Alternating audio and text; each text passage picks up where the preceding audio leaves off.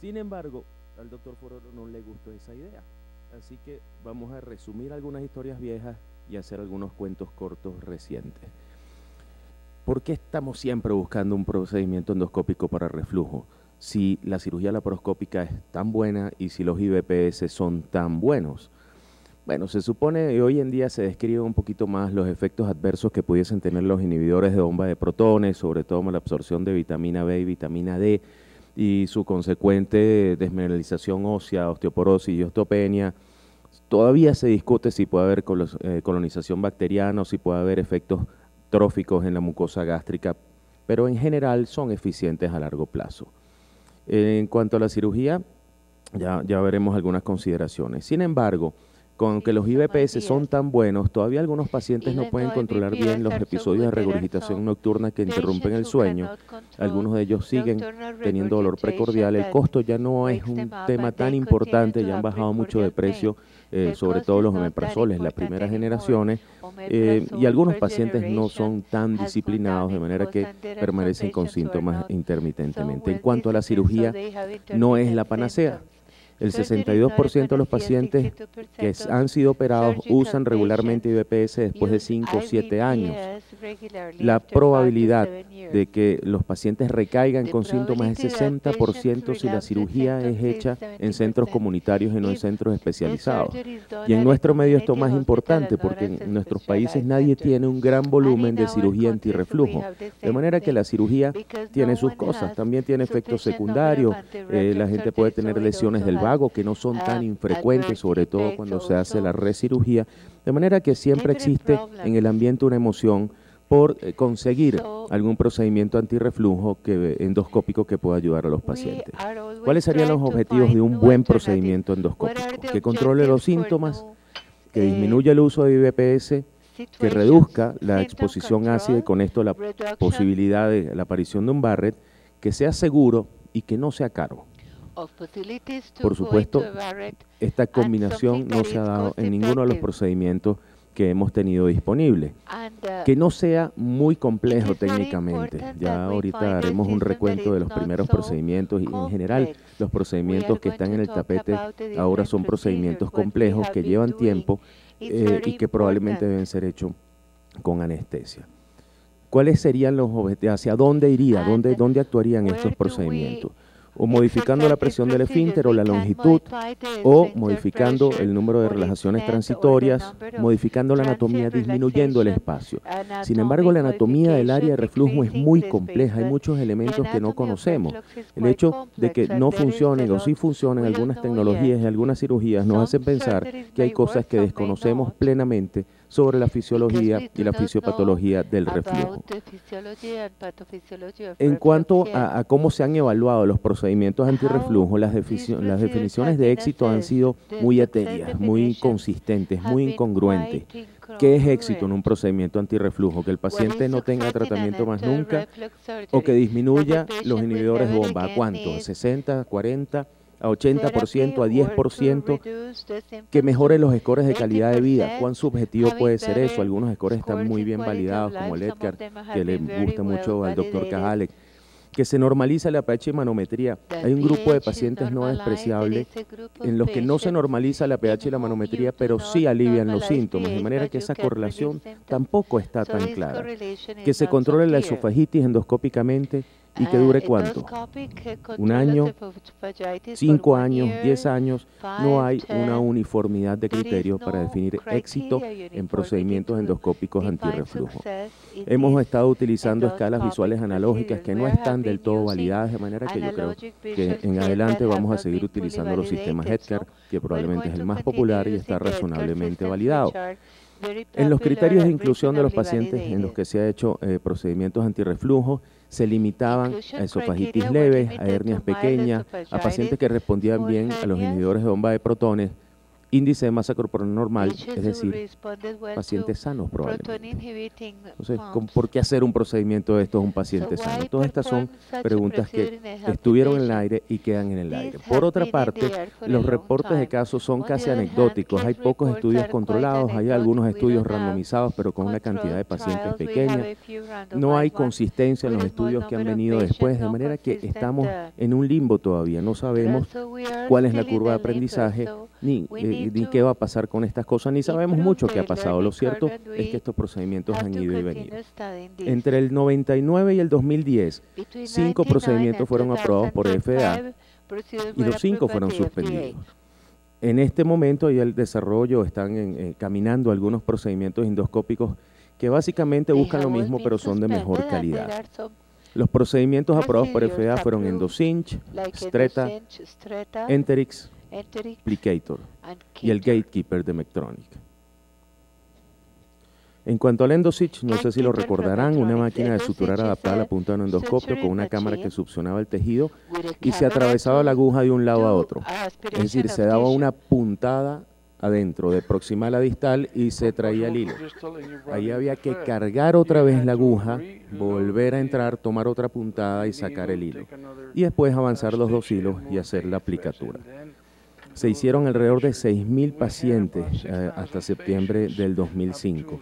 La configuración era helicoidal o en el mismo plano. El tiempo por medio eran 60 minutos, hacían falta 2 endoscopios, uno que tenía un mango con un kit que era como un gatillo, el que disparaba la aguja, era muy complejo, había que enderezar el endoscopio para que no dañara el canal, y después había que utilizar otro endoscopio para avanzar el nudo. Hubo un estudio randomizado, aquí está el mango que les estaba diciendo, hubo un estudio randomizado donde demostró que era mejor que el placebo, por lo menos a corto plazo. El EndoCinch, en 6 meses de seguimiento, mostró disminuir el índice de pirosis y regurgitación, disminuir el uso de IBPS, mejorar el score de calidad de vida, disminuir los episodios de relajaciones transitorias del esfínter, pero no modificaba la longitud, no normalizaba el pH, no resolvía la esofagitis y no generaba ningún cambio de presión sobre el esfínter.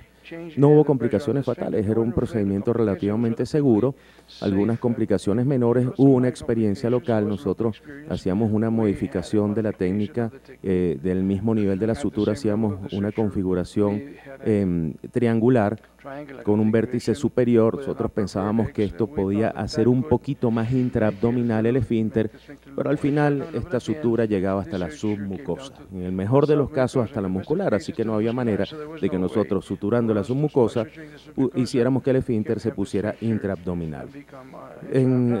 Hasta el 2004 hicimos 81 casos a 73 pacientes con resultados iguales a los que estaban descritos en la literatura general.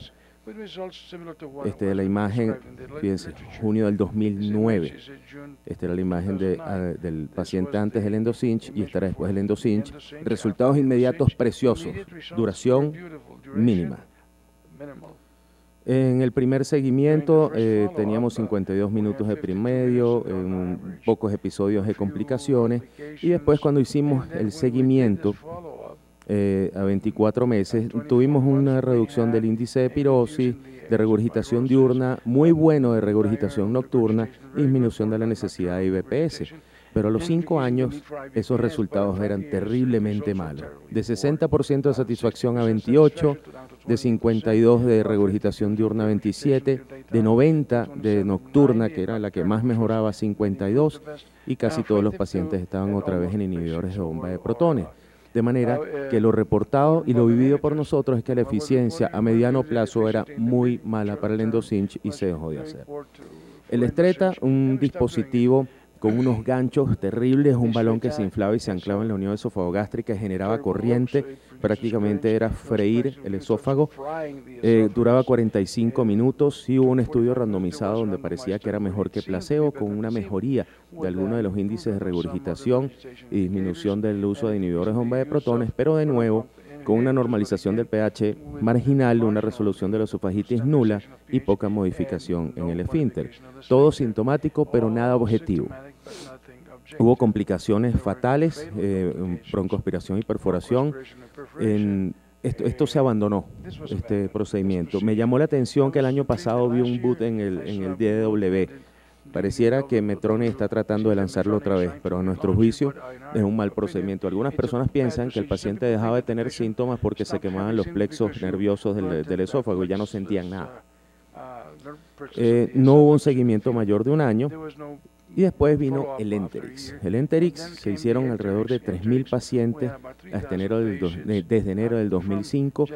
Es la inyección de un polímero biocompatible, autoexpansible, es Onyx. Es lo mismo que utilizan los neuroradiólogos para cerrar malformaciones arteriovenosas cerebrales. Y había que inyectarlo en la unión esofagogástrica justo por debajo del cardia. Producía una reacción a cuerpo extraño, no granuloma, pasó las pruebas de histocompatibilidad y eso se dejaba puesto allí. Era radiolúcido, es decir, había que hacerlo por fluoroscopia. Una vez que sale de la aguja se polimeriza, se inyecta y es una especie de masa esponjosa. El problema era que la inyección tenía que ser hecha en el músculo y era ciega, es decir, uno no sabía cuánto se tenía que apoyar en la mucosa y a veces podía penetrar todas las paredes.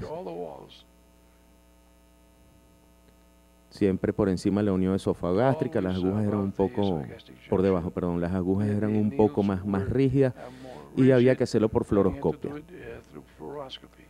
25 minutos de procedimiento. Hubo un estudio randomizado que hizo Jacques de Vier, donde era mejor que placebo. Los resultados inmediatos, al menos visuales, eran muy buenos. De nuevo, con una reducción del uso de los inhibidores de bomba de protones, pirosis y regurgitación, sin modificar la longitud del esfínter, sin normalizar el pH, sin modificar los grados de esofagitis de manera estadísticamente significativa.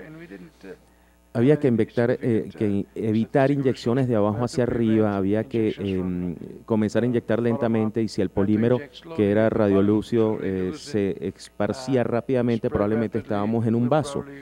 De manera que hubo dos complicaciones fatales, una fístula ortoesofágica, es decir, perforó a alguien el esófago e inyectó esto en la aorta. Después hubo trombosis de la arteria renal. La demanda fue de tal calidad que Boston Scientific decidió recoger el producto inmediatamente y no estuvo disponible más para el uso clínico. Hubo una experiencia local, nosotros llegamos a hacer 50 pacientes en 18 meses, los resultados a 6 meses, 47 sin tratamiento médico y afortunadamente no hubo complicaciones. Parecía un procedimiento fácil, era solo inyectar, no lo era. Era bien complejo, el saber que estaba inyectando en el músculo era muy difícil de hacer, de manera que cuando estaba formándose una especie de dona, de aro alrededor de la unión esofagogástrica, sabíamos que estaba bien inyectado. De estos pacientes que comenzamos en el 2005, fueron contactados en el 2010, 45 de ellos, 12 fueron reevaluados endoscópicamente. De esos 45 contactados, uno había ido a cirugía por persistencia de síntomas, 2 estaban en dosis diaria de IVPS, 3 tomaban IVPS a demanda, pero en general el 39 de ellos estaban asintomáticos, es decir, una eficiencia a largo plazo bastante buena. Y esto coincide con las cifras de De Vier, con las cifras del doctor Navarrete en Chile, pero lamentablemente no se dispuso más de este procedimiento. Plicator, probablemente varios de ustedes lo vieron, una máquina de sutura transmural de todas las capas, con una especie de retractor de mucosa y disparaba unas suturas que reproducían lo que se ve endoscópicamente en una cirugía antirreflujo. Hubo un estudio prospectivo, un sham, con 64 pacientes, un procedimiento realmente rápido, un dispositivo tubo sobre tubo, el endoscopio que se pasaba debería ser un endoscopio pediátrico, con unos resultados bastante razonables, de nuevo sin normalización, sin resolución de la esofagitis y sin mayores cambios en la longitud del esfínter. Hubo un caso de neumotórax, un neumoperitoneo, pero desafortunadamente en el 2009 la patente fue vendida a otra compañía y el dispositivo desapareció del mercado. Nunca más supimos qué pasó con esto. El gatekeeper probablemente ni vale la pena nombrarlo, era una aspiración de la submucosa, poner una esponjita, un gel foam, una goma espuma dentro de la submucosa. Los resultados fueron tan malos que en pleno estudio para aprobación por FDA pues fue retirado del mercado. Entonces, En general, los procedimientos que manejamos en estos años reducían los síntomas de manera significativa, al menos a corto plazo. Mejoraban algunos parámetros objetivos, no de manera muy emocionante, pero sí los mejoraban. No había resolución de la esofagitis endoscópica. Un efecto perdurable lo vimos básicamente con Enterix y en general eran procedimientos seguros. Es decir, si se hacían de manera correcta, el chance de muerte por estos procedimientos era bajísimo y el chance de complicaciones era bajo. De todas maneras, no hay criterios formales ni tecnologías eficientes que sepamos que a largo plazo pueden ser elementos que podamos utilizar como procedimientos endoscópicos antirreflujo. El tratamiento de la enfermedad de reflujo sigue siendo médico en primera instancia, con la salvedad de pedir a los pacientes niveles de vitamina D, vitamina B12 y darle suplementos de vitamina D si los niveles son bajos. Sin embargo, si considerásemos algún procedimiento antirreflujo de los que se están probando en este momento, lo mejor sería elegir pacientes que tengan una buena respuesta a los IVPS. Los pacientes que responden mal a los IVPS, responden mal a la cirugía, responden mal a todo. De manera que son malos candidatos para todo. Seguimos en la disyuntiva si estamos tratando sujetos sanos. Pero yo creo que el grupo de pacientes que más se beneficia, y con los números que hemos revisado, son los pacientes que tienen episodios de regurgitación nocturna con interrupción del sueño. Ese es el grupo de pacientes que deberían ser seleccionados para procedimientos endoscópicos antirreflujo si es que alguno de estos demostrase eficiencia a largo plazo, porque es el parámetro que más cambia, es el parámetro que más mejora y incide en una calidad de vida mucho mejor para el paciente. En este momento está aprobado un mecanismo que se llama Esofix o Transoral Incisionless Fundoplication. Se han hecho 1000 casos, está aprobado por FDA. Se introduce un endoscopio pequeño a través de esta especie de camisa. Tratan de reforzar el ángulo de His y una vez que se toma el ángulo de His entre las dos estructuras, se hacen unas suturas que son los T-TAC, que son suturas en T, y de alguna manera reproduce un poquito, al menos visualmente, lo que puede verse después de una endoscopia en un paciente al que se le hace una fundoplicatura de Nissen. Hay por lo menos 2 docenas de trabajos publicados, son trabajos pequeños, probablemente el mejor hecho es este de 28 pacientes publicado en Surgical Endoscopy. Ahí ustedes ven que hay un retractor de mucosa como un tirabuzón, como un sacacorcho, que toma la pared. Ustedes ven que es transhumal, empieza a torcerse todo el tejido, eso significa que está en la capa muscular, de manera que es mucho más profunda que los primeros dispositivos que usábamos. Se colocan tantas suturas como se puedan, por lo menos de un lado y de otro, y la verdad es que al menos visualmente luce bastante bien. A 14 meses de seguimiento tenemos 64% de pacientes sin IVPS, pero los resultados inmediatos son iguales a todo lo que hemos visto, de manera que no nos hacemos grandes ilusiones, pero estaremos esperando a ver qué pasa con esto. El Muse es un dispositivo por ultrasonido, un dispositivo que prácticamente funciona solo. El principio es el mismo, parece un endoscopio, es descartable. Está conectado a esta pantalla que le va diciendo todo a usted. Es decir, se apoyan, igual que en el procedimiento anterior, que en el Esofix, trata de reforzar el ángulo de His. Tiene un montón de orificios, dispara 5 suturas o 5 grapas a la vez. Una vez que se introduce, el dispositivo se llega hasta el cardias, tiene una visión endoscópica, es decir, es un endoscopio descartable que lleva varias suturas para ser disparadas. Esta parte del dispositivo tiene los receptores ultrasónicos y tiene unas hembras para que unos pines salgan de esta zona y por ultrasonido ubique dónde están los orificios. Sale una especie de tornillos y esto lo va monitoreando la pantalla, es decir, la pantalla le va diciendo a usted cuando el grosor de la pared es adecuado, cuando no hay un vaso, y entonces usted puede disparar las 5 suturas de un lado y de otro. La verdad que es un procedimiento que luce muy interesante, es caro.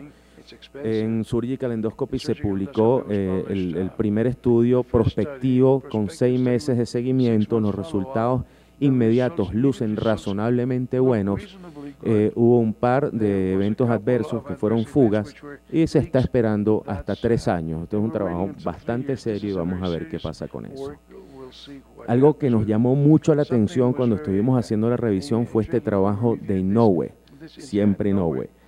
donde hubo una primera publicación donde hicieron una disección submucosal circunferencial del tercio distal del esófago e involucró el cardias. Este paciente que tenía síntomas de reflujo severísimos no tuvo más reflujo. Y se hicieron los estudios de reflujo y definitivamente hubo cambios en la pH manometría.